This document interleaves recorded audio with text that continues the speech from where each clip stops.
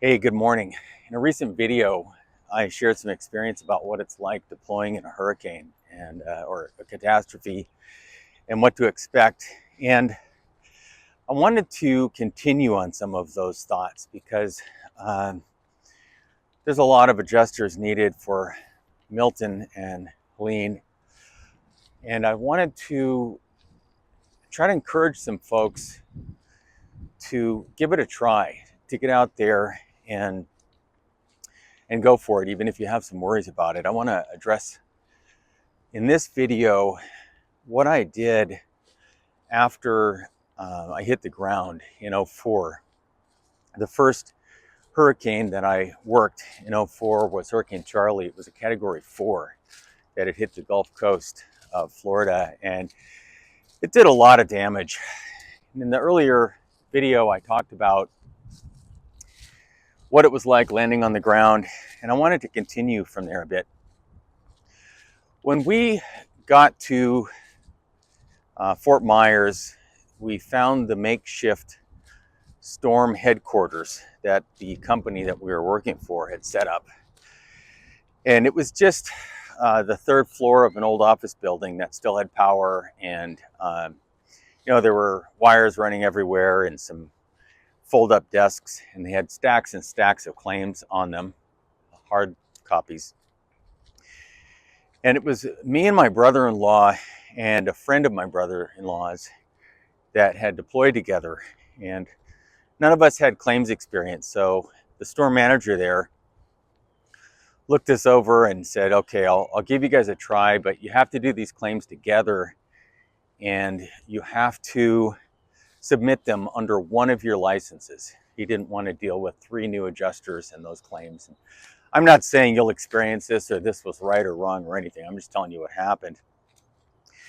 So we accepted the claims, and we kind of hinted that we wanted easy ones because it was new and we were new, and he rolled his eyes and he gave us some claims. And as we were walking out of that office to go get started, we kind of powwowed, and we decided to turn around and ask him if we could mirror somebody for a day and just see what they did. And we said something to the effect of, look, we know what we're doing, which was kind of only half true, but we'd love to see how your folks do it. And he said, okay. And he gave us a phone number. We got somewhere, we called the guy was up on a roof doing inspection, but he said he would meet us the next morning at a Denny's that was open, one of the few restaurants that was working. And it was early. He said, meet at like 6 a.m. or something at the Denny's, and I'll let you guys shadow me. So we showed up at 5:30 early, all fresh and ready to go. And we waited. 6 o'clock came around, 6:30 came around. We started trying to call the guy's phone, nothing. 7. And finally we realized, look, we're on our own. We're just gonna have to figure this thing out ourselves. And that's exactly what we did.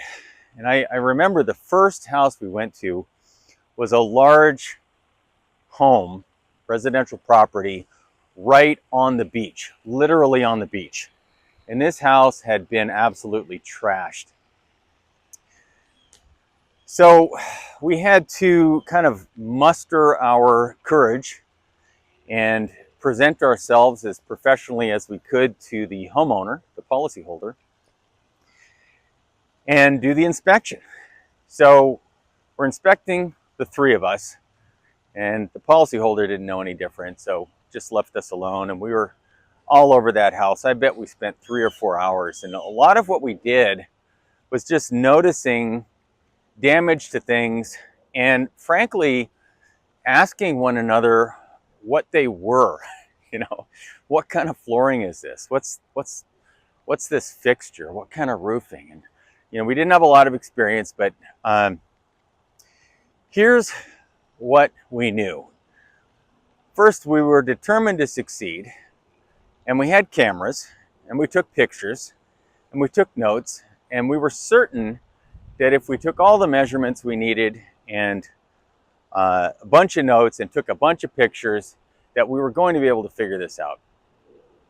So we spent hours there and finally told the policyholder we'll be back in touch. And we headed back to a place we had rented. And that's when we started trying to learn Xactimate. And back then, you were handed a CD, a compact disc, and put it in the computer and you installed it. It's a very different model now.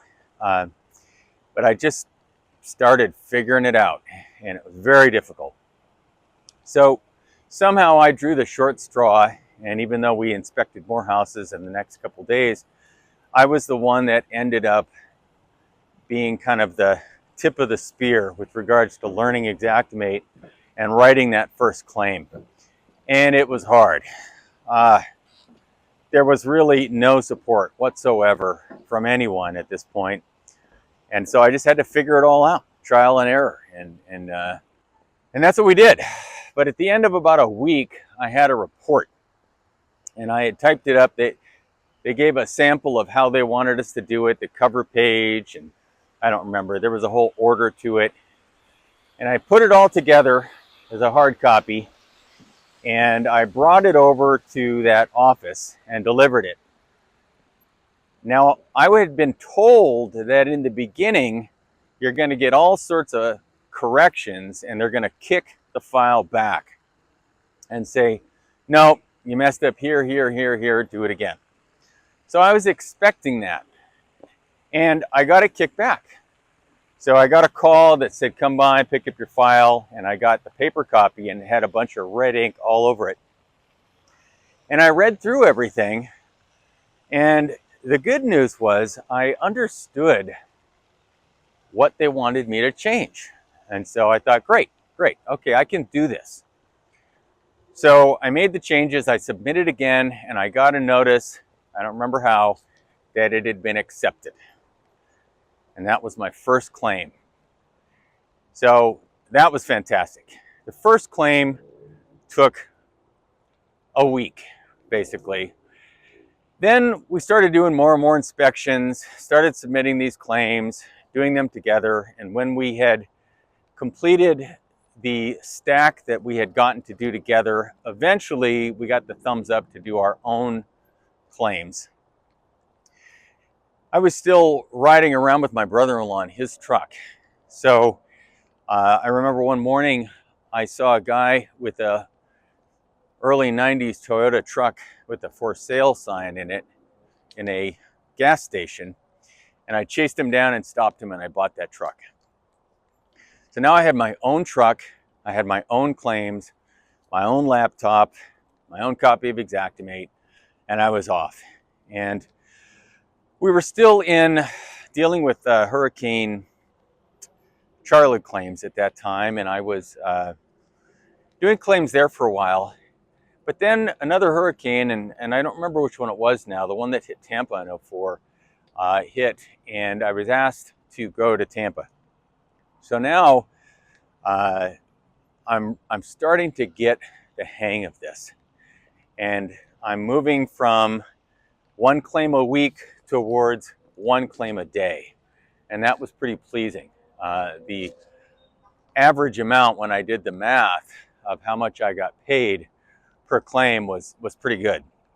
I remember I was working really hard, I was working long hours, and I was pushing towards 2 claims a day. And then I got that down. I figured out how to average 2 claims a day, always trying to improve on my efficiency, always trying to improve on my knowledge in some way. And I went from 2 claims a day to pushing 3. So now I'm really, what's the expression? Now I'm really cooking with gas. I'm feeling pretty good. I'm doing multiple claims per day, pushing, and I want to figure out how to do 5 claims a day. I was looking for ways to improve my efficiency. I was looking for ways to take my laptop with me and actually enter data more efficiently by bringing it to the actual loss site. It's funny looking back on the technology then, so much has changed. And I eventually got myself to where by the time I was transferred again to West Palm Beach area, I was really doing a pretty decent job of submitting claims, not having them kicked back, and getting multiple claims per day. Trying to average 5, trying to push towards 6, constantly monitoring what file review was asking for me to change and making those changes. In this business, I like to think of it as having more than one boss. Your policyholder is in a way your boss. You've got to deal successfully with the policyholder. Your file review is your boss. The IA firm that you're working for is also, and the insurance company that you're representing. So you got to figure out how to manage all of those expectations, and I was really starting to get it down. So I did claims as fast as I could and as accurately as I could.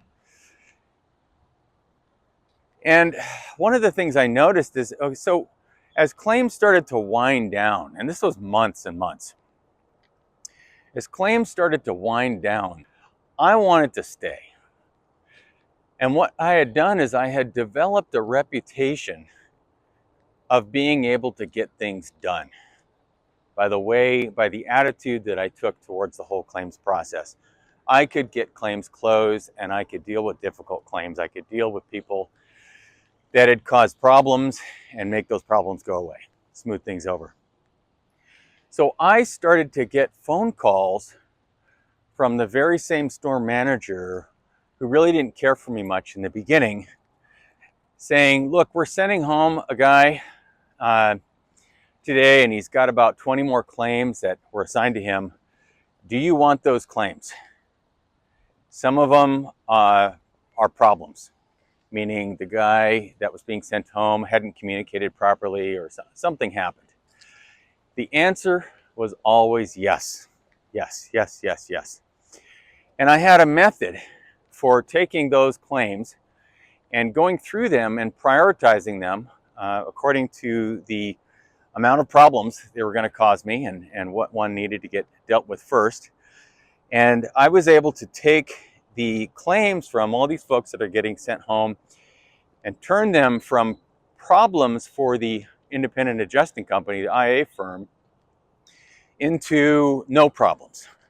So once they went towards me, they ceased being problematic, because that was my intention, to keep them off the radar of the IA firm and the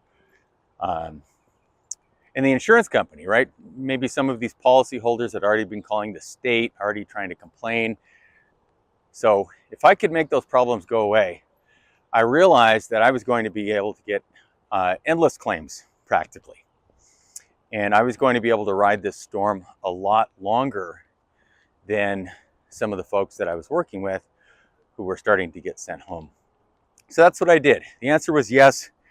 And the answer was managing expectations, understanding what people needed, what file review, the IA firm, and the insurance company needed to make these things go well.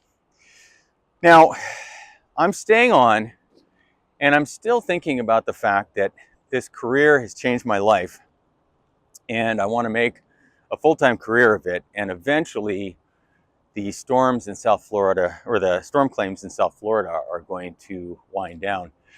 So I started, talk about this in a future video, I started making sure that I was on the radar of multiple different IA firms.